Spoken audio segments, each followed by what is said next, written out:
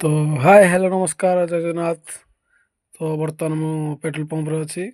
ତ ଆମର ଏଇ ପଛପଟେ ଦେଖ, ଆପଣ ଦେଖନ୍ତୁ ଇଏ ହେଉଛି ପେଟ୍ରୋଲ ପମ୍ପ ଆମର ମୋନାଲିସା ପେଟ୍ରୋଲ ପମ୍ପ। ତ ବର୍ତ୍ତମାନ ବାଇକ୍ରେ ପୁରା ପେଟ୍ରୋଲ ଫୁଲ୍ କରିଦେଇଛି। ତ ଦେଖନ୍ତୁ ଇଏ ହେଉଛି ମୋ ପଲ୍ସର ବାଇକ୍, ମୋର ନୁହେଁ ନୋବାଇରେ। ତ ମୁଁ ଧନ୍ୟ ହେଇଛି ବର୍ତ୍ତମାନ। ଆଉ ଇଏ ହେଉଛି ଆମର ପିତି ଛେକ। ତ ଇଏ ହେଉଛି ମୁଇଁ, ଦେଖ ମାତ୍ର 35 ସ୍ପିଡ଼ରେ ଯାଉଛି, ହେଲା ବେଶୀ ନାହିଁ।